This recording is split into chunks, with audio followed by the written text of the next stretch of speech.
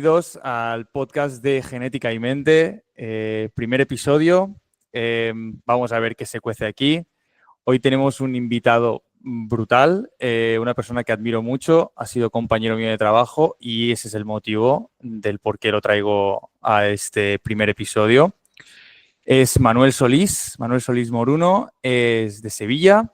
Es graduado en biomedicina por la Universidad de Sevilla, máster en análisis de datos ómicos por la Universidad de Cataluña y tiene un doctorado en biomedicina por la Pompeu Fabra, aparte de bastante experiencia en el tema de análisis genéticos.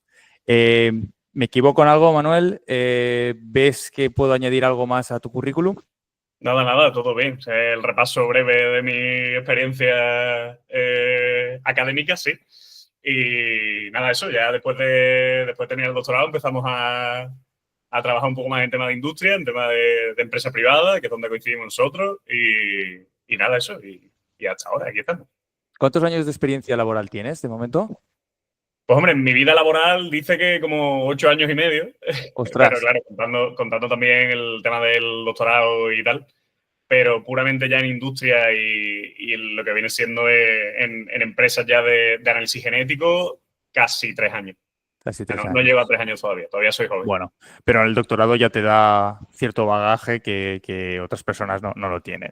Bueno, Pues hay bueno, vamos a hablar un poco más de ti, empezando un poco a hablar más de ti, a ver qué fue lo primero que despertó tu interés para estudiar,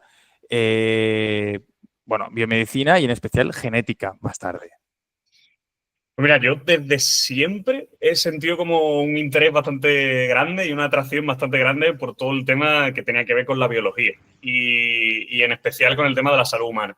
Entonces, bueno, yo me fui moviendo un poco en ese sentido cuando era más pequeño, ¿no? La hora de elegir, por ejemplo, bachillerato, ¿no? Yo estudié el bachillerato de ciencias porque a mí lo que me gustaba era la biología y la química, básicamente.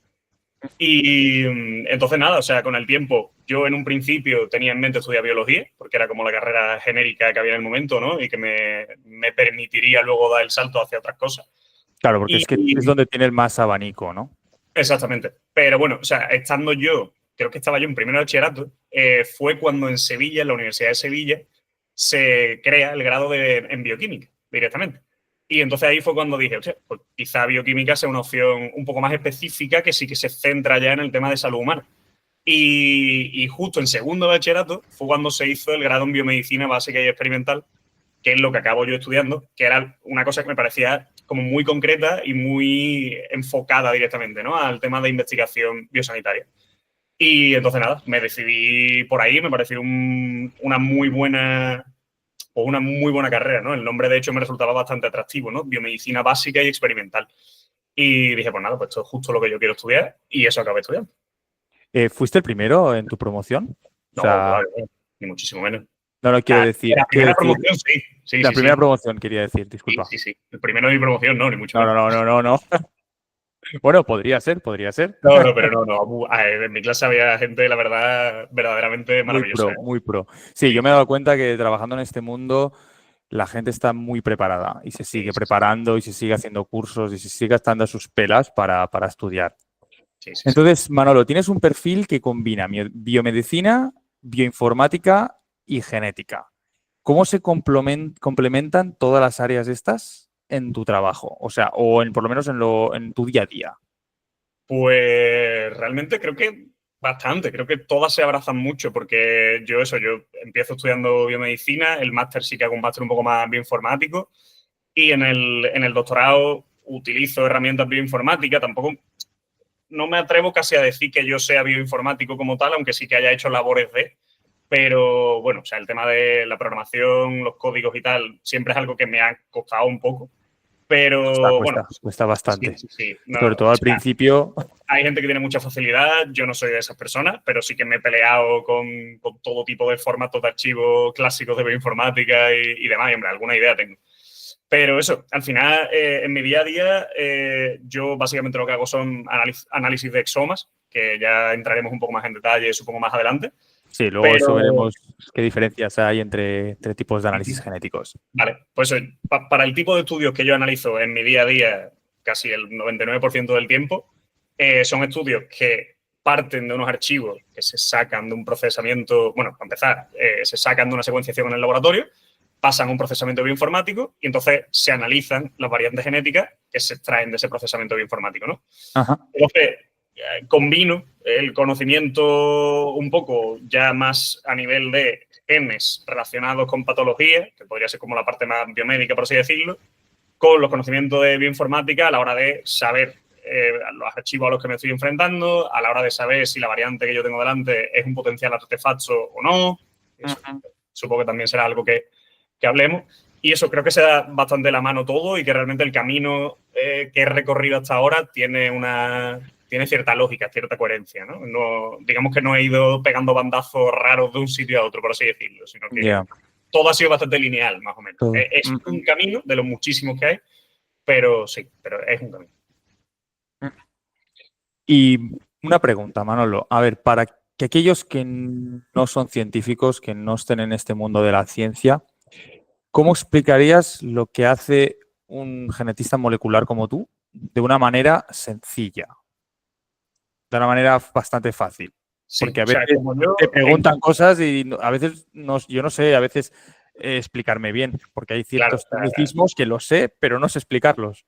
O sea, cuando una persona de fuera me pregunta qué hago, ¿no? Exactamente, que dice, pero ¿tú qué es lo que haces? Pues mira, o sea, yo realmente estoy en la parte eso, más de análisis genético, ¿no? Entonces, a mí lo que me llega dentro, o sea, yo en mi jornada laboral lo que yo me dedico es a ver una serie de casos que tengo asignados todos los días. Y entonces yo abro el caso en cuestión. El caso en cuestión, pues al final es un formulario, una petición de un cliente. Los clientes suelen ser, pues pueden ser clientes privados, la mayoría son también hospitales públicos, o sea, puede ser de cualquier Clínicas fuente, privadas. clínicas privadas, lo que sea, sí. ¿Y podría ser una persona individual que quiera hacerse algún análisis genético? ¿También podría allí? Según yo tengo entendido, sí. No sé si hace falta que algún médico autorice la prueba de alguna forma, pero la verdad es que ahí me pille. Porque como yo estoy, digamos, en la parte última, no te sé responder 100% a eso, vaya. Eso ya como en futuros episodios quiero entrevistar a laboratorios. Ya en laboratorios ya me meteré más. Yo entiendo que con dinero se consigue todo. O sea, si una persona tiene dinero y se quiere hacer un análisis genético, va a algún sitio privado, de forma privada, y se lo puede hacer. Claro. Entiendo que sí. Y entonces pues yo tengo delante una petición de un cliente en la que consta o debería constar la información del paciente en cuestión, que se sospecha de una patología genética. Entonces a ese paciente se le estudia, se le hace un estudio concreto, porque hay muchos tipos de estudios genéticos distintos.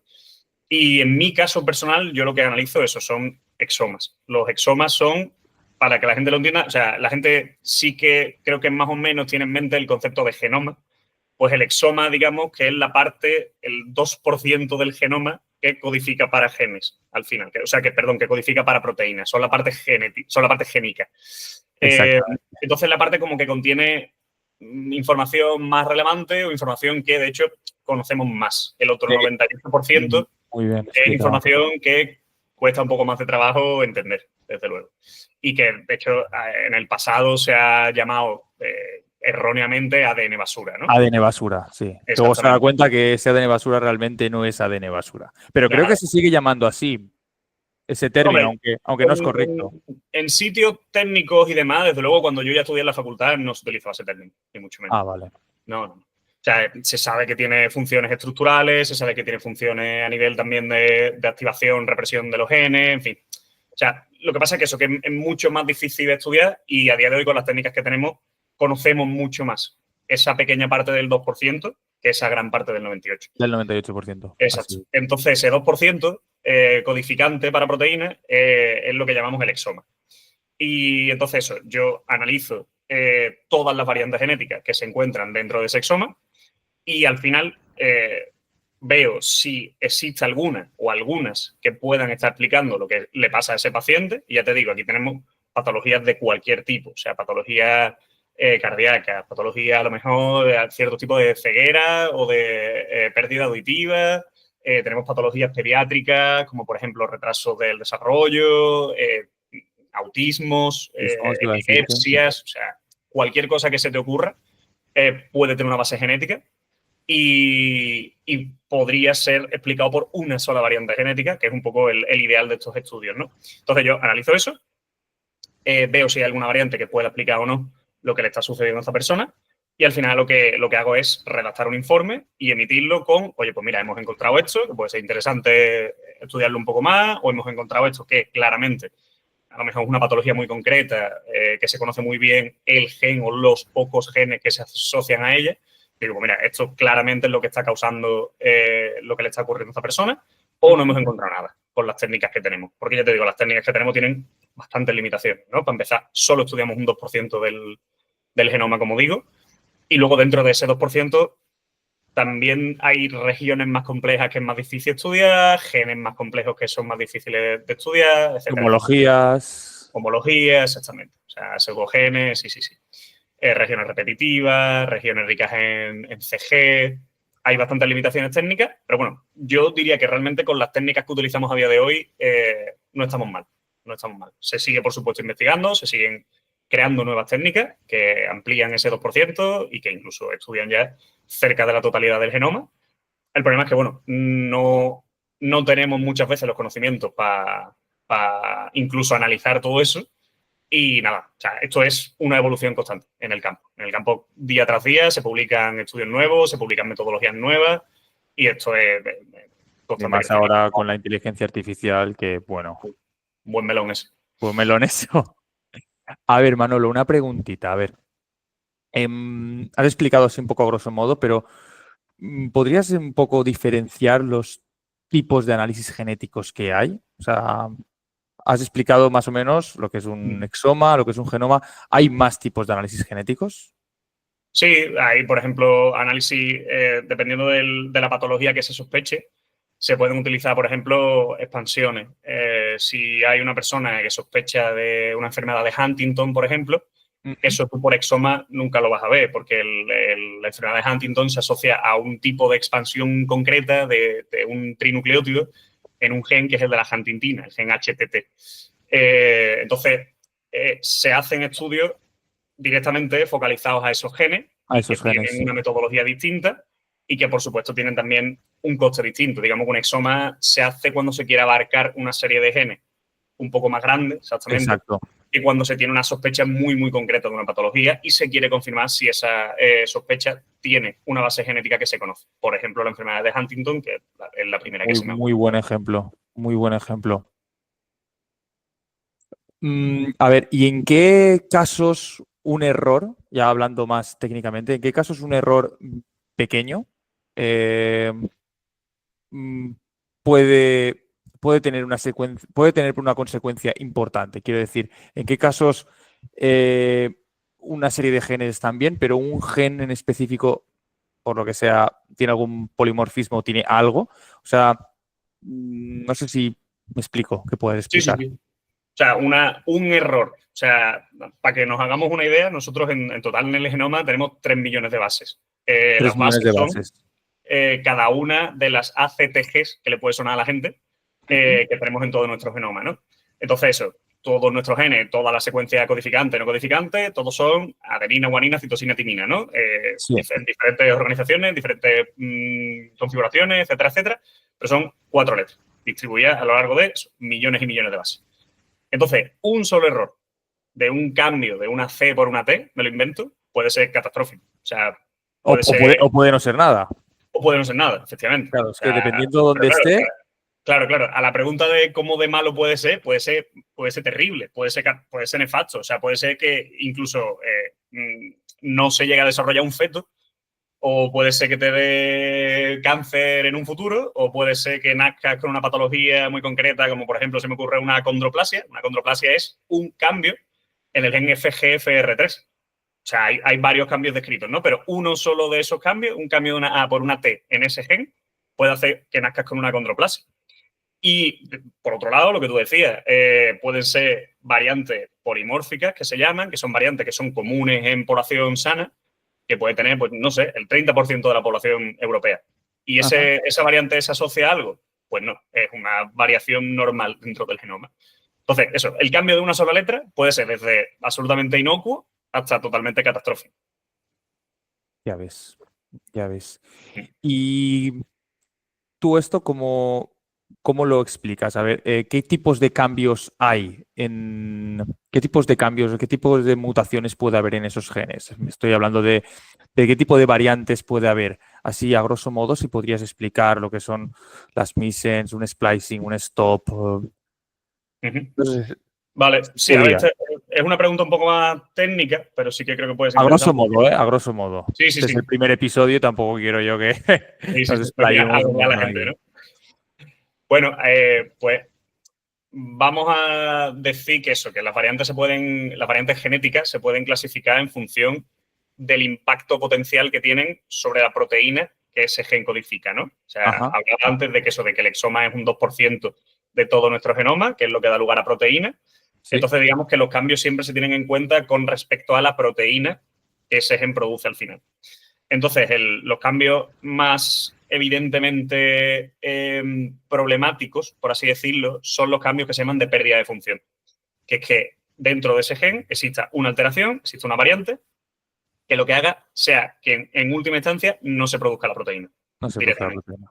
Y entonces, esos cambios pueden ser los que dan lugar a un codón de parada prematuro, que es que si la secuencia del gen tiene 5 exones, me lo invento, tú tienes una secuencia de parada prematura en el 2, por lo tanto, te quedas en el 2. El 3, el 4 y el 5 no se llegan a producir. Y Entonces eso al no llega a final, hacerse la proteína.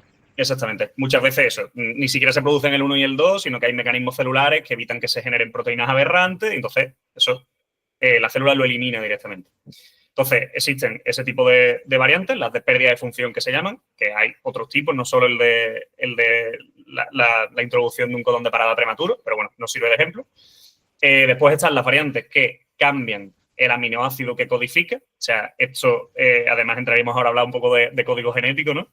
Y es Ujú. que en los Muy buena. genes, cada 3 bases, cada 3 ACTGs, se codifica un aminoácido que es lo que al final va construyendo la proteína, ¿no? Es cada uno de los ladrillitos de las proteínas. Entonces, cada 3 letras tenemos un aminoácido. Entonces, si tú en una de esas letras cambias una A por una T, eso puede dar lugar a que cambies una cisteína por una prolina, por ejemplo. Sí. ¿Vale? Entonces, se cambia uno de los aminoácidos que tiene la proteína final y a lo mejor ese aminoácido era esencial para la función de la proteína. O a lo mejor no. Y estamos Bueno, introduciendo también una variabilidad que, bueno, ahí está, ¿no? Entonces, estas variantes siempre son un poco más complejas de estudiar, porque a no ser que sean en genes que se conocen, en dominios de la proteína, lo que digo, ¿no? Que a lo mejor sean esenciales para el funcionamiento de la proteína, son difíciles de estudiar, porque tú no sabes realmente el impacto que puede tener eso o no. Hay predictores bioinformáticos que se utilizan, que intentan, pues, valga la redundancia, ¿no? Predecir muy lo que buena. puede estar ocurriendo con ese cambio. ¿Algún ejemplo? Así a grosso modo, Por el ejemplo, tiene Rebel, CAP. Rebel, CAD, Shift, Polyfen, hay Polyfen. cientos, la verdad. O sea, últimamente el que más parece que se está utilizando es Rebel, Sí, que parece que va bien, ¿no? Porque integra sí. realmente mucha información que ya se tiene a lo largo de todos estos años, sabiendo que, pues, eso, hay dominios funcionales conocidos, sabiendo que hay aminoácidos concretos en ciertas proteínas que son esenciales, y entonces otorgan una categoría. O sea, Rebel, por ejemplo, funciona entre 0 y 1. 0 es tolerado, benigno, 1 es, pues, lo más dañino que se te puede ocurrir, ¿no? Entonces tú, cuando tú ves en una mutación de este tipo un Rebel de 0,9, dices, uy, aquí está Vamos pasando ahora a algo. estudiar a ver aquí qué pasa. Vamos a echarle un vistazo un poquito más en profundidad. Entonces, esos son Exactamente. los predictores que en la práctica, digamos, de nuestro trabajo Ayudan mucho. nos ayudan Ayudan. a priorizar un poco las variantes. Sí. Y después de eso, tenemos también otras variantes que son las variantes, o sea, bueno, estas últimas que he comentado se llaman las variantes missense. ¿Misens?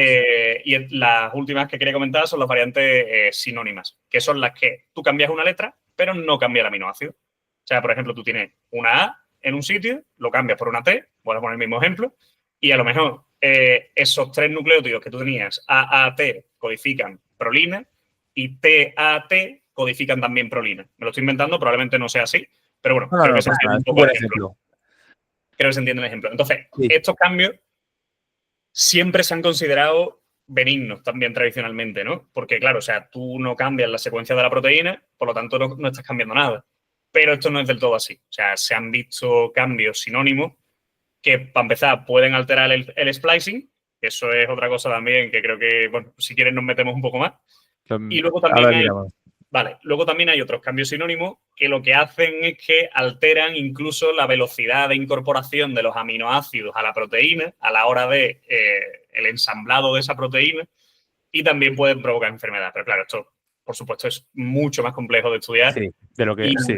sí, y esto ya sí que se utiliza mucho más a nivel de investigación, no tanto a nivel más de Claro. práctica clínica, claro. Claro, o sea, en total, ¿cuántas variantes podemos decir que son las más problemáticas? Hombre, las más problemáticas, desde luego, son las de pérdida de función, que comentaba en un principio. Ajá. Y después las otras variantes, las missense, siempre son problemáticas, sobre todo eso, cuando tú estás haciendo un análisis, no encuentras nada en las variantes, digamos, de pérdida de función, tienes que pasar a estudiar las missense. Eso suele llevar más rato. Suele llevar más rato porque hay que discriminar mucho amino, hay que ver dónde cae esa variante dentro de la proteína, hay que ver los predictores, hay que ver si hay variantes cercanas también del mismo tipo que se hayan descrito como patogénicas y suelen ser un poco más trabajosas. Y realmente son las que más acabas reportando, las que más acabas informando en los informes que mencionaba, ¿no? Valga otra vez la redundancia. Y luego las sinónimas, el problema que tienen es eso, que al no alterar el aminoácido no tienes predictores de los que comentaba antes. Ajá. Y sí que pueden tener un efecto en el splicing. Que si quieres hablamos ahora del splicing, que me las he saltado también un poco antes. Sí. Vale, pues el splicing... Vamos a explicar qué es el splicing. El splicing es un proceso biológico... Y yo aún me acuerdo de cuando estudiaba en bachiller lo que era el splicing, de dibujarlo, porque era una pregunta de examen, ¿eh? Cuando separaban los exones y los intrones, se iban los intrones, se quedaban los exones. Eso es. Vale, pues imaginemos de nuevo un gen que tiene 5 exones, ¿no? Y tiene los intrones en medio de cada uno de ellos, ¿no? Porque tú, a la hora de tener el gen, tú lo que tienes es una secuencia completa, lineal dentro del genoma y, bueno, o sea, tu genoma en principio no entiende de eso. Entonces, sí que hay secuencias que te marcan el principio y el final de un exón y la zona de los intrones. Entonces, el splicing es el proceso por el cual se ensamblan los exones y se eliminan los intrones. ¿Vale? Muy bien. Entonces, eso es lo que da lugar al final a la proteína funcional que nos gusta. Entonces, si ese proceso va mal, si, por ejemplo, entre el exón 1 y el 2, el primer intrón se queda también en la secuencia codificante, eso puede dar un problema. Eso es una retención de un intrón, ¿no? O puede pasar lo contrario, que haya una variante que lo que produzca sea que desde el exón 1 vayamos al exón 3 directamente y nos saltemos el exón 2. Hay genes en los que esto, muchos genes, de hecho, en los que esto es más o menos común. Hay diferentes isoformas que se llaman, que incorporan diferentes exones. No todas las isoformas, no todos los transcritos tienen los mismos exones. Pero bueno, para lo que nos interesa ahora mismo en cuanto a patología, hay variantes que se localizan próximas a esas regiones de splicing que lo que pueden hacer es fastidiar el splicing normal y producir eso, pues que sobre todo que se produzca un... ¿cómo lo diría? Se me ha olvidado el nombre técnico, pero bueno, que no se introduzca el exón que toca cuando toca. Entonces, claro, o sea, te estás cargando una parte importante de la proteína al final. Y eso puede dar lugar también a pérdidas de función, como comentaba en un principio. Sobre todo cuando las variantes se localizan en las posiciones más menos 1, 2 del splicing, que son los sitios como más problemáticos. Y entonces hay variantes sinónimas, que es lo que enlazo con esto, hay variantes sinónimas que se localizan dentro de los exones, pero que también pueden afectar el splicing, porque se encuentren muy cerca del final o del principio de un exón. Entonces, claro, para eso sí tenemos también predictor, para eso sí, porque no se predice el efecto de una variante missense, pero sí se puede predecir el efecto de una variante de splicing. Y entonces, claro, cuando vemos ahí algún predictor un poquito más alto de la cuenta, dices tú, uy, ¿dónde está esta variante? ¿Dónde se localiza? Rascas un poco más, a lo mejor el gen te cuadra con lo que está pasando y puede ser que tiremos un poco más del hilo por ahí. Pero desde luego las variantes sinónimas suelen ser complicadas. Y luego están las variantes sintrónicas, que si quieres también terminamos ya con eso. Sí, terminamos así dando una pincelada a las sintrónicas, aunque son para mí las que menos me salen a mí. Entonces, claro, cuando sale alguna, la investigas un poco a fondo, pero no es lo que más te suele salir. Claro, y además cuando tú secuencias por exoma, realmente las secuencias intrónicas muchas las pierdes. Tú las que están más cerca. ¿Por qué? porque tú lo que secuencias son los exones. Al tú secuenciar los exones, las partes de los intrones, sobre todo las deep intronic, que se llaman las intrónicas profundas, que sí que se localizan muy lejos del exón más próximo, tú esas normalmente con las metodologías que se utilizan a día de hoy las pierdes. Y a lo mejor pueden ser interesantes. O sea, de hecho hay variantes deep intronic perfectamente descritas en la bibliografía asociadas a patología. Entonces, igual, aquí puedes ver que si tienes alguna con algún predictor interesante, puedes tirar un poco más del hilo. Pero si tienes una variante en una posición menos 20, por lo general, o sea, menos 20 quiero decir a 20 nucleótidos de distancia del exón más cercano, Sí. por lo general no vas a prestarle mayor atención. Sí. La sueles revisar si tienes algo, pero no. Sí. No. Ya luego otro día hablaremos de cómo catalogamos estas variantes de la ACMG. Pero eso será en otro episodio porque si no, Manolo, estaríamos aquí un montón de horas. Iba a quedar denso, Vale, Manuel, perdona, no sé si... Hombre, sí, Manolo, por supuesto. Vamos a entrar en otro bloque, que es el bloque de la bioinformática y de los datos. Hemos hablado un poco de los fundamentos de la genética, de cómo tú catalogas las variantes genéticas. Ahora el tema de la bioinformática. A ver, en las herramientas bioinformáticas, ¿cómo se transforman los datos crudos que hay de ADN en información útil para que tú lo puedas leer y entender? O sea, más o menos, ¿cómo es el proceso? Más o menos, a grandes rasgos. ¿Cómo es el proceso desde que se lleva la muestra al laboratorio, se procesa el laboratorio y te llega a ti información útil donde tú puedas leer lo que hay en esos genes o discriminar? Vale, pues a ver, normalmente la muestra que se utiliza como fuente de ADN es una toma de sangre, que es lo más fácil de extraer, lo más común y lo que más se utiliza para todo este tipo de pruebas, ¿no? Luego hay cosas más concretas, ¿no? Si se quiere estudiar un tejido en concreto, pues se puede hacer una biopsia de músculo y extraer ADN de músculo, pero bueno, la sangre es lo que más se utiliza para este tipo de ensayos. Entonces se saca sangre del paciente y al laboratorio puede llegar directamente la sangre, o si en el hospital, en el servicio de turno, extraen el ADN, pues extrae ya el ADN, llega el ADN. Pero bueno, el objetivo es conseguir ADN al final. Entonces ese ADN se procesa de una forma específica en el laboratorio, se mete en el secuenciador, que es la máquina que se encarga de leer todas las ACTGs que tenemos en nuestro genoma. Y entonces esa máquina da unos ficheros en concreto que incorporan toda esa información de todos nuestros ACTGs, básicamente. Y entonces también incorpora una información de la calidad de cada una de esas ACTGs. O sea, al final lo que se obtienen son lecturas que se llaman de un tamaño determinado, pueden ser más o menos cortas, dependiendo también de la técnica que se utilice. Y en todas esas lecturas son como trozos de ADN que el secuenciador ha leído, pues se incorpora una serie de parámetros de calidad y tal para saber cuánto de fiables son cada una de esas lecturas. Entonces, esas lecturas ahora las cogemos y lo que hacemos es maparlas, que quiere decir ponerlas frente a un genoma de referencia, que en nuestro caso sería el genoma de referencia humano, del que hay también varias versiones, desde la primera que salió en el año 2000, creo, si no me equivoco. En el año 2000, sí. Lo estuve leyendo el otro día, sí. Ahora estamos por la 38, ¿no? O sea, usamos la 38. Y la última que salió, que es la T2T, la telomere to telomere, que es la que en teoría secuencia absolutamente todo, desde telómero a telómero de cada uno de los cromosomas. Ostras. Pero la última versión que se utiliza, digamos, en la práctica normal es la 38, sí. La 38. Entonces, pues eso, o sea, se cogen cada una de esas lecturas, se coge el genoma de referencia, que el genoma de referencia, digamos, que incorpora toda la información, muy entre comillas, toda la información, pero bueno, para lo que nos interesa es toda la información. Toda la información estudiada, podemos decirlo así. Sí, exactamente. Hay cosas que se escapan, pero bueno, digamos que está bastante pulido ese genoma de referencia. Entonces, las lecturas se alinean frente a ese genoma de referencia y entonces ese genoma de referencia lo que nos da es un marco de coordenadas común que utilizamos todos los que trabajamos con este tipo de, bueno, de hecho con genoma humano en general, en el que ahí tenemos cada una de las posiciones. O sea, para mí, sabiendo que yo he utilizado el genoma 38, la posición 1,5 millones del cromosoma 1 va a ser la misma que la posición 1,5 millones para ti.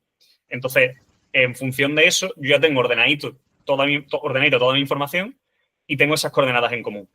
Y ahora lo que hago es ver, posición a posición, qué letras tengo, qué ACTGs van en qué orden. Y entonces, al final, existen también una serie de herramientas de anotación de información que lo que hacen es decirme, vale, pues si en este cromosoma, en esta posición, yo en el genoma de referencia tengo una A, pero es lo que yo estoy viendo en el individuo que yo estoy estudiando ahora mismo, tengo una T, pues eso significa que tengo en este gen un cambio de una prolina por una cisteína. O tengo una ganancia de un codón de parada prematuro. O es una variante intrónica. Entonces, eso, con ese marco común y gracias a esas herramientas de anotación que tenemos, podemos obtener toda esa información. Muy bien explicado. Muy bien Algunas explicado. clases me preparé con esto. ¿Y tú crees que la inteligencia artificial está ahondando ahora en todos estos datos genéticos para agilizar o sea, la lectura de estos datos? ¿Tú cómo lo ves? A ver, es que ya te digo, el melón de la inteligencia artificial es uno grande. O sea, está ahondando, está funcionando en este sentido, claro, igual que en prácticamente todos los ámbitos de Sí, nuestra vida. sí. Entonces, yo creo que es una herramienta que es potencialmente útil, pero que todavía yo al menos la siento como una fase muy embrionaria. Entonces, sí, o sea, claramente se está utilizando, claramente se utiliza para agilizar los análisis, para priorizar también una variante frente a otra, ya está incorporándose en nuestras herramientas del día a día. Pero bueno, ya te digo, o sea, yo la veo todavía en una fase muy temprana de su implementación, no solo aquí, sino en general. Hablo también de los errores que tiene ChatGPT, por ejemplo, que son Sí. manifiestos, ¿vale? Se inventa información. Y entonces, Pero bueno, bueno, pero está AlphaFold. sí, y Y Gemini y hay mil cosas. Entonces, no lo sé. Yo todavía soy un poco escéptico con el funcionamiento a día de hoy. O sea, creo que puede ser mucho más útil en un futuro cuando se vaya refinando más. Pero bueno, sí, o sea, está implementándose. Claramente está implementándose.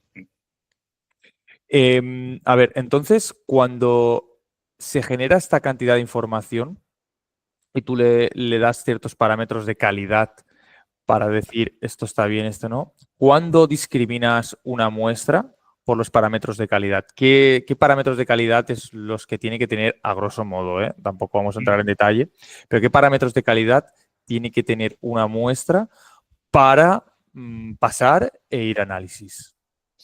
Bueno, pues yo creo que el primero sería la cobertura, que se llama, que es la cantidad de veces que una misma posición se ha leído. O sea, presenta una lectura, ¿no? Entonces, si yo Ajá. en una posición concreta del genoma tengo 5 lecturas, pues quiere decir que tengo una cobertura de 5, ¿vale? Muy resumido también. Entonces, dependiendo de la cobertura a la que tú estés aspirando, pues todas las muestras que a ti te salgan de ese secuenciador, porque el secuenciador no solo secuencia una muestra, sino que secuencia tandas de X, dependiendo del tipo de secuenciador, pues secuencia 20, 30, 40 muestras, depende un poco. Pues si tú estás aspirando a tener una cobertura media de 200, tú tienes que ver que más o menos todas tus muestras tengan una cobertura de en torno a 200.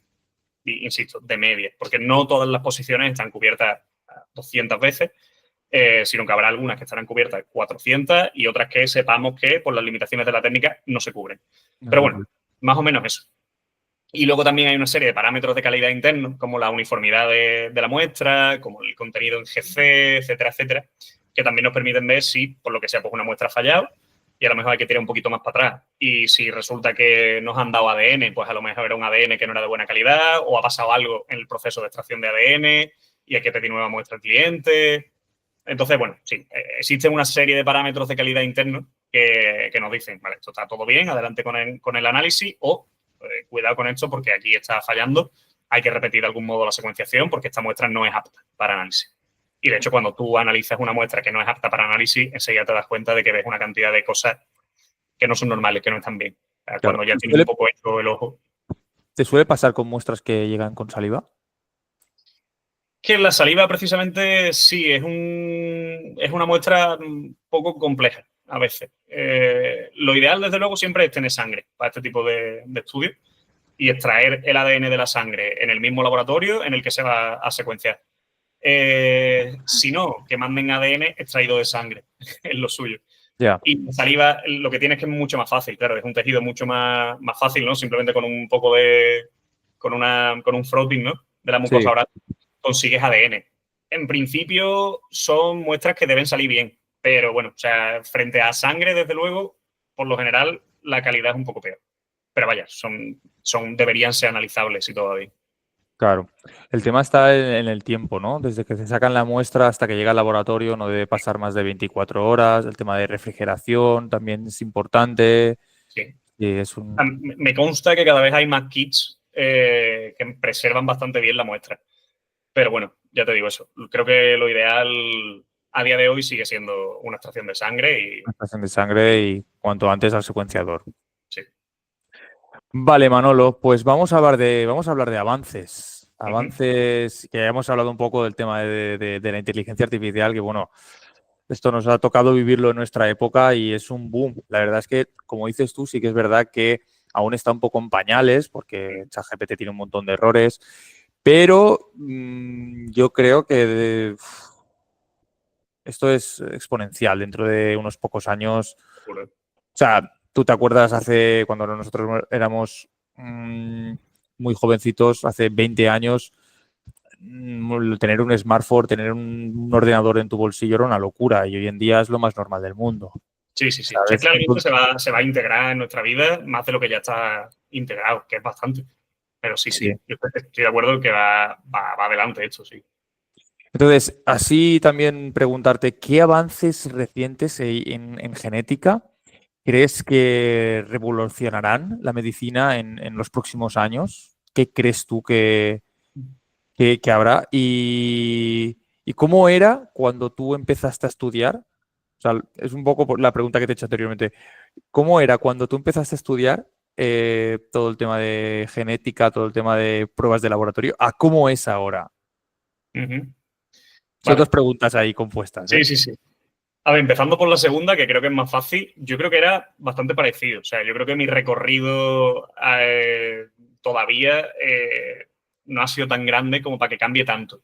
Sí que, desde luego, he visto pequeñas revoluciones dentro del campo ya, ¿no? Por ejemplo, lo que comentaba de las lecturas, ¿no? Del tamaño de las lecturas.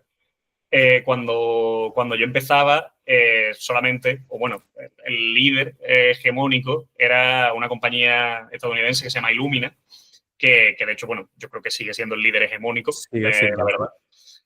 Que Illumina lo que te da son lecturas de 150 pares de base, más o menos, ¿no? Tiene algunos secuenciadores de 100, otros de 200, pero bueno, o sea, por lo general te da lecturas de 150 pares de base. Y entonces, una pequeña revolución que hubo hace no tanto fue pasar desde esas lecturas cortas, que se llaman, a las lecturas más largas, que van a cientos de miles de bases. Que eso, a la hora de estudiar variantes estructurales más complejas y demás, que con esas lecturas cortas se perderían, con estas lecturas largas se ganan y es mucho más fácil estudiarlo. Entonces, eso de hecho, cuando yo estaba haciendo el doctorado allí en la Pompeu Fabra, mi jefe, que era también el jefe del departamento del servicio de genómica de la universidad, Ajá. compró el primer nanopore. El nanopore es un cacharrito, como un pendrive, o sea, poco más grande que un pendrive, en el que tú pones una gota de ADN, también procesado de la forma que se ¿Te tiene que toca? procesar, y te saca una secuenciación del genoma completo con lecturas largas. Y eso la verdad es que sí que fue bastante revolucionario. De hecho, salieron noticias cuando esto se creó, de que había científicos en la NASA llevándose secuenciadores a la estación espacial, etcétera, etcétera. Entonces, bueno, creo que el cambio más significativo que yo he vivido ha podido ser o está siendo hacia esas lecturas largas, que por un lado son útiles, pero por otro lado tienen también sus inconvenientes, porque a la hora de ir base a base, a la hora de ir letra a letra, a día de hoy cometen mucho más errores que en la secuenciación de Illumina.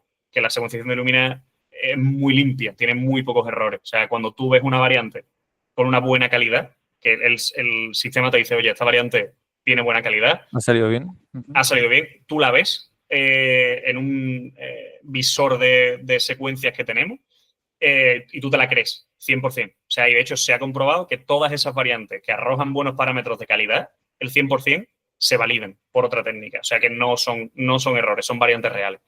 Y eso En el con otras nanopore técnicas, no está. exactamente. El nanopore comete muchos, muchos, muchos errores. O sea, la última vez que yo lo miré, creo que era un 0,1% de errores o algo así. En 3 millones de bases, tener un error cada 1000 bases es mucho. Es bastante. Es mucho. Pero igual para Seguro estudiar que ha mejorado, ¿eh? ciertas, La última vez que yo lo miré ahora, o sea, seguro que estoy pero igual desactualizado. para estudiar ciertas enfermedades o estudiar ciertos genes sí que no hay ese error, ¿no? Me imagino, no sé, estoy hablando un poco por hablar. No, en nanopore el error es bastante homogéneo. Claro. No es que haya zonas más pulidas que otras, es que te mete, o sea, es a la hora de la secuenciación, Vale. el propio poro cada X bases se equivoca. Así. Ya. Entonces, bueno, o sea, están en ello, desde luego. O sea, y desde luego es algo que puede resultar bastante útil. ¿Y la primera pregunta cuál era? Se me ha olvidado, perdón. Pues eso, ¿cómo ves los avances en lo que es en genética molecular a los próximos años, a los próximos 10 años, 10, 15 años? ¿Cómo lo ves? Pues no sé si en concreto en lo que yo hago, el avance casi que debería ir más por una parte más puramente informática y de almacenamiento de datos y de procesamiento de datos que otra cosa, que en cuanto a evolución de técnicas o así. O sea, porque, como te digo, el conocimiento, desde luego, siempre está, o sea, siempre hay gente generando conocimiento nuevo, siempre hay publicaciones científicas que son interesantes, siempre hay metodologías nuevas. Constantemente. Y claro, y ahí no tengo ni idea, no me atrevo a decir A cuál será la mojarte, ¿eh? próxima No te revolución. atreves a mojarte. Claro, o sea, no sé cuándo será el próximo paper que describirá las nuevas IPS, por ejemplo, ¿no? Que sí que fueron un boom también en su momento. Pero eso, en cuanto a procesamiento de información, los archivos con los que nosotros trabajamos, que salen desde el secuenciador hasta que nosotros analizamos, son archivos muy pesados. Entonces, yo, cuando hablaba también con este jefe que te he mencionado de la tesis, yo le decía que el futuro era hacer directamente genomas, no exomas. O sea, hacerlo todo por genoma. ¿Qué pasa? Que un genoma de media de 30 de cobertura puede pesar los archivos de secuenciación 60 gigas. ¿Vale? Te digo así como números para que la gente lo entienda. Y un Ajá. exoma A200 te pueden pesar 10 gigas.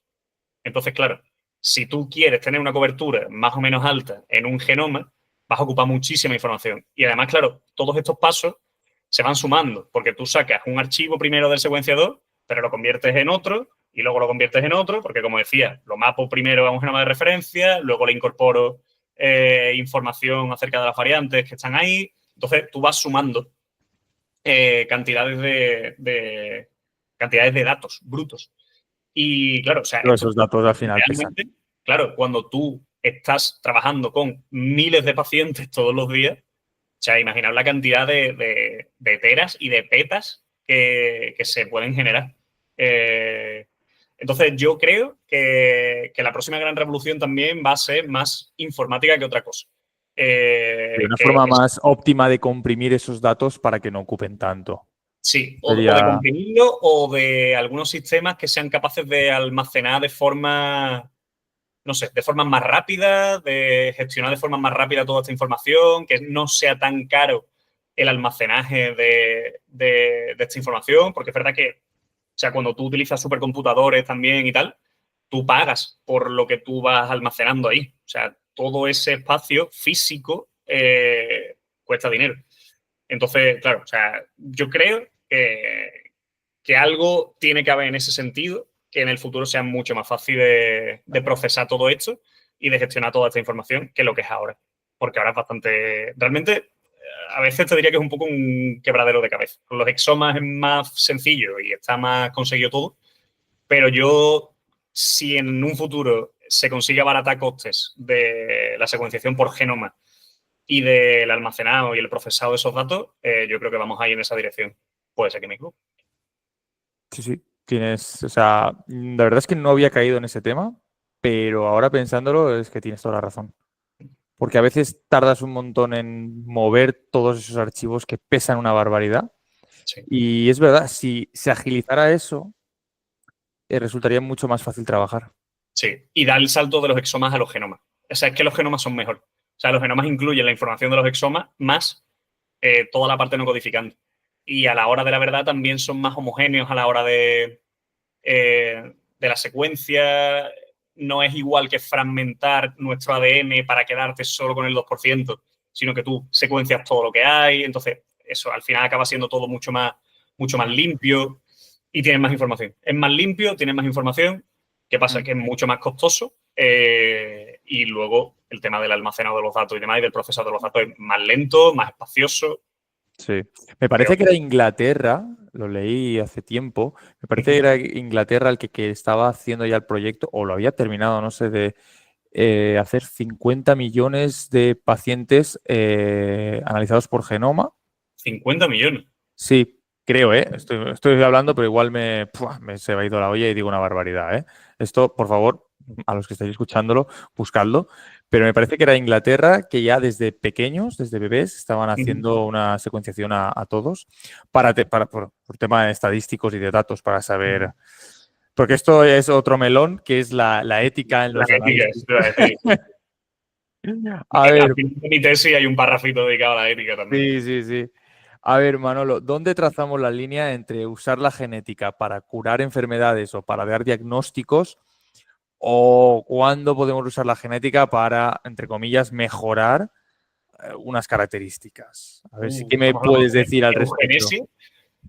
Bueno, eugenia es un, es un término un poco serio. No eres del Claro, pero al eugenista. final, bueno, te refieres a eso, ¿no? Mejorar unas características. ¿Qué quiere Sí, decir?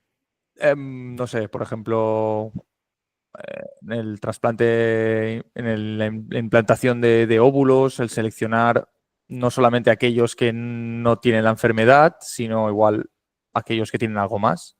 Ujú. ¿Tú cómo lo ves? O sea, es una pregunta un poco de personal, ya no Sí, es sí, no, no, técnica, pero es eso es. personal. A ver, yo creo que sí que hay que trazar una línea importante a la hora de definir conceptos y de regular sobre esos conceptos, que primero han de ser definidos muy bien. O sea, hay que definir primero lo que es una patología, ¿no? Lo que entendemos por una patología, y después debemos regular en función a eso. Entonces, claro, o sea, hablar de seleccionar óvulos que no tengan una variante genética, que sepamos que causa patología, porque en esa familia se ha estudiado, se ha dado un consejo genético, se ha visto que es una cosa problemática, a mí eso me parece bien. O sea, porque al final eso, estás evitando un sufrimiento tanto a la persona que vaya a nacer con esa patología, o si es algo muy grave, incluso que nazca prácticamente para morirse o incluso que no sea viable el feto o lo que sea, y le estás evitando también un disgusto a esos padres, a esas madres, a quien sea, ¿no? A los familiares de turno. Entonces, yo ahí adelante, o sea, la selección de embriones a mí ahí me parece perfecto, ¿no? Si esas personas quieren tener un hijo y esa es la forma que tienen de acceder a eso y tal, bueno, después también podemos hablar de temas de adopción y demás, ¿no? Yo, De yo qué no, prefiere yo no cada iba a uno. ir por ahí, yo iba a ir porque todo ese tratamiento, esos análisis genéticos, luego todo lo que es la preimplantación esta, todo el consejo genético, eso tiene un coste. Sí, claro. Y ese coste no todas las familias, y más hoy en día, no todas las familias pueden permitírselo. Ya. Entonces, ahí la ética también, por lo menos eso me lo cuestiono yo. La Mm. ética ahí juega un papel, porque claro, si yo y mi mujer tenemos dinero y tenemos este problema y lo podemos solucionar, bien, pero hay quien no pueda, no sé, yo no sé, hablo un poco desde la ignorancia, no sé si esto está sufragado por la seguridad social, o no lo sé. No, Pero por lo menos es otro melón para hablar. sí, sí, no, desde luego es un buen melón y ya entramos a hablar de temas de capitalismo y, en fin, Pero que sí, no sé si se escapa del scope de este podcast, pero sí, o sea, a ver, ¿qué te digo? Es verdad que eso, vivimos en una sociedad capitalista en la que básicamente quien puede permitirse ciertas cosas las puede tener, quien no, tristemente no.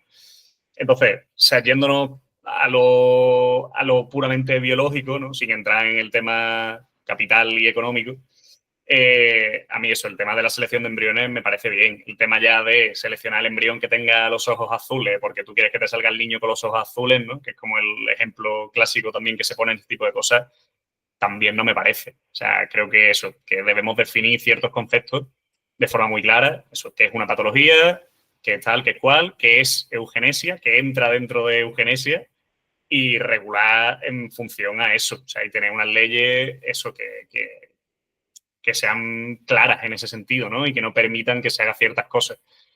Entonces, bueno, no sé. Es un poco mi respuesta. No sé si no te contento. Muy buena respuesta. Me encanta, me encanta. Y ahora te voy a hacer también otra pregunta, a ver qué opinas sobre, no sé si las conocerás, las empresas estas privadas que ofrecen pruebas genéticas, test genéticos que te mandan, o sea, tú pagas y te mandan un test a casa, un test de saliva, donde tú tienes que frotarte bucalmente con una, bueno, no sé exactamente lo que es un palillo. Hay varias empresas, no voy a decir el nombre, pero tú ya sabes cuáles. ¿No los Eh, promocionan? sí, ¿No los entonces promocionan? no quiero que no me quiero que me promocionen. Por lo menos de momento no. Vale, vale. Entonces, ¿qué opinas? También, ¿qué opinas de estas empresas? ¿Qué opinas? A nivel personal, Esos datos, esos datos claro, genéticos. ese es el tema, que se sabe que hay ciertas empresas que han vendido esos datos a terceros. Claro, Tú cuando tú mandas tus datos, tú aceptas unas condiciones de esa empresa que probablemente no te leas, porque nadie se lee los cientos de páginas de los términos y condiciones de uso de las cosas que usa. Pero claro, tú aceptas que tus datos sean tratados de una forma o no, sobre todo fuera de Europa. Que en Europa sí que tenemos un marco más o menos bien establecido de privacidad, de temas de protección de datos, pero fuera de Europa, hablo de países como Estados Unidos, ahí ya lo desconozco. Desconozco y creo que no son tan estrictos como nosotros aquí en Europa, en concreto en España, ¿no? Que sí que hay una ley de protección de datos con cara y ojos, ¿no? ajá, Entonces, ¿qué opino? Pues que cada uno es libre también, por supuesto. O sea, si tú quieres mandar tus datos a una empresa porque te divierte que te digan el porcentaje de cada una de las, no sé, de las poblaciones a las que han pertenecido tus ancestros, me parece divertido, ¿no? También. De hecho, o sea, yo conozco compañeros de tesis que sí. mandaron sus datos y les dieron su Yo estuve a punto, porcentaje ¿eh? de ancestry, ¿no? Que se llama. Yo estuve a punto también de hacerlo, Sí, yo no lo pero mandé, yo no lo mandé. A mí no me atraía tanto, la verdad. No me llamaba tanto la atención como tener mis datos genéticos en una empresa de terceros por ahí, ya. Y la verdad. ese es otro tema que también quería preguntarte. O sea, ¿tú crees que la gente, o sea, toda esta gente está preparada para conocer la información genética que puede revelar su A ADN? ver, realmente sí que hay tú aceptas que te den una información muy concreta, ¿no? Que es el tema de el porcentaje de cada una de las poblaciones del mundo que tú tienes, ¿no? Porque al final te miden, o sea, te miran una serie de posiciones muy concretas del genoma, ¿no? No te secuencian el genoma completo, ni muchísimo menos, porque eso costaría muchísimo más dinero del que pagas tú por esos análisis. Y te dicen, pues mira, eres un 20% norafricano, un 15% de Europa del Este, tal. Y te dicen dos o tres tonterías, ¿no? Por así decirlo, que bueno, que eso pueden ser más o menos interesantes. Lo que no sé, eso en cuanto a enfermedades, creo que no te pueden decir nada. O creo que tú tienes Sí, que firmar un consentimiento. sí que para creo que hay un par de empresas que lo he investigado y sí. Eso, pero tú tienes que Vienen firmar un creo que un coste consentimiento mayor. expreso, claro. Y nunca te van a decir vas a tener cáncer. O sea, eso seguro, porque sí que ahí necesitas un intermediario que dé un consejo genético, ¿no? O Ese, sea, yo creo que ese por ley, otro tema. Ese es otro tema claro, que yo creo que todo esto debería hacerse bajo. Primero, antes de hacer el análisis, creo que lo dijo Teresa Perucho en un capítulo que escuché en un podcast que le entrevistaban a ella.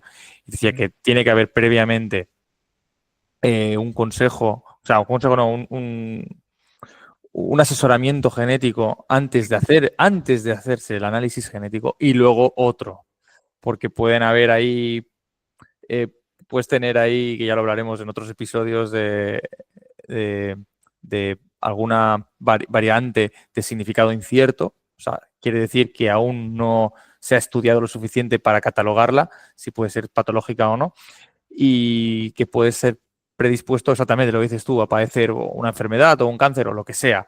Entonces, sí. esto puede generar muchas dudas, muchas dudas.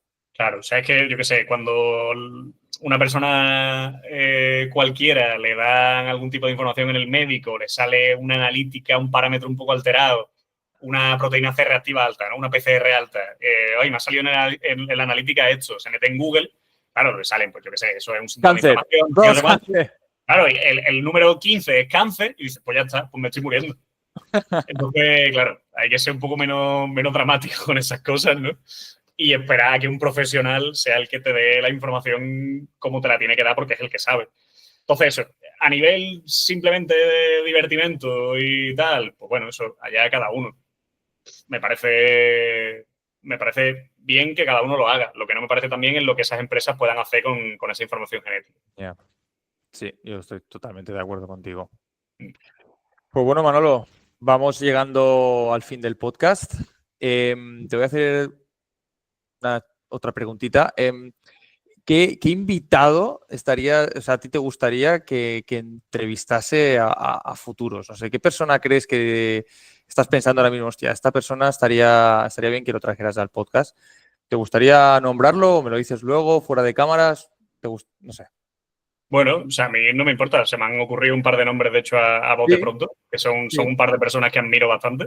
sí. El primero que se me ocurre, que puede ser también interesante y creo que puede salirse del tema de genética humana como tal, pero creo que puede dar también una visión muy guay con respecto a otros organismos. Nos podemos hablar un poquito ya aquí de temas de evolución y tal. Es Marc de Manuel, que estudió la tesis conmigo, que hace un par de años como mucho, le dieron una RC, Así, pero- Starting Grant, y el tío ha montado allí su laboratorio, era en Barcelona y tal. Hizo el postdoc en Nueva York y ahora ha vuelto aquí a España. Y él, o sea, es un tipo un fiera. absolutamente brillante, Mar de Manuel. Mar de Manuel. Le enviaremos este Y, podcast para que lo escuche y si estás escuchándonos, Mar de Manuel, pues me gustaría traerte aquí, por supuesto. y luego, mira, hablando también de que es lo que tú decías, ¿no? Si había sido yo el primero de mi promoción, de mi carrera o no. El que sí fue primero es Ismael Millán, que es gran amigo también y que además de biomedicina terminó estudiando medicina Ajá. y recientemente ha terminado su residencia y ahora es dermatólogo. Y él está estudiando bastante también todo el tema de, o sea, él ha comentado conmigo bastantes veces cosas de genética en temas de piel, cáncer de piel. Entonces, a lo mejor por ahí también puedes hablar de temas de cáncer con él. Pues lo Y mismo, puede ser Ismael, si me estás interesante. escuchando, te voy a enviar solicitud para próximos podcasts. Y nada, eso, son las dos personas que se me han ocurrido así más a bote pronto, porque son dos Pues, personas a las que personalmente admiro, vaya. pues fenomenal, me los he apuntado y los voy a Te buscar y paso les su enviaré contacto luego, te solicitud. paso su contacto luego. Y ahora, para finalizar, te voy a hacer una serie de preguntas rápidas, Venga, así un poco para dispara. marearte aún más, ¿vale? Unas preguntas así estilo ping-pong, a ver, para que me contestes rápidamente. Venga. Gen favorito para estudiar y por qué. NLRP3, porque es uno de los que me dio la tesis, básicamente. ¿Cuál? Repítelo. NLRP3 Hostia, es el gen de la criopirina, un gen asociado a enfermedad autoinflamatoria. hostia puta. Lo tenía Vale, fácil, venga. vale. Otra pregunta. A ver, esta ya me la has contestado, pero te la vuelvo a hacer. Venga. ¿Secuenciarías tu propio genoma completo? ¿Sí o no? O sea, a pelo sí. Tú. Sí, sí. Y te lo analizarías tú. Sí. O lo analizaría otro. Yo. Hostia, muy buena. Vale. Yo, CRISPR. pero una empresa tercera no. Una persona de mi confianza que pueda conocer o tal. Pues bueno, si desgraciadamente se me tiene que dar un consejo genético en un futuro, por lo que sea, lo pondría en manos de alguna empresa que funcionase bien, ¿no? Pero por pura curiosidad, yo me lo analizaría yo mismo, sí, sí. Tú mismo. Vale. CRISPR. ¿Revolución o riesgo? Ambas. Más revolución que riesgo, pero tiene que Muy buena seguir respuesta. precisando. Libro científico. Que digas este libro. Uf, ahí me pillan, ¿eh? Te diría casi más libros con los que estudiaba en la facultad que un Bueno, libro, una novela. cualquier libro que tú ya lo has leído y digas, hostia, esto. Connor, Abbas y Paradiso, por ejemplo. ¿Cómo? Repítelo. Connor, Abbas y Paradiso. O sea, ¿De quién es? no sé si estoy mezclando dos, el Connor y Abbas. Creo que estoy mezclando dos, uno de neuro y uno de inmuno. Connor y Abbas. Esos son los dos que te digo. Vale. Sí, Eh, si no fueras científico, ¿qué otra profesión harías? futbolista. ¿Futbolista? Muy buena. Así como respuesta rápida, ojalá. Pero no, siendo realista, mira, a mí de pequeño me gustaba mucho el mecánico que había debajo de mi casa.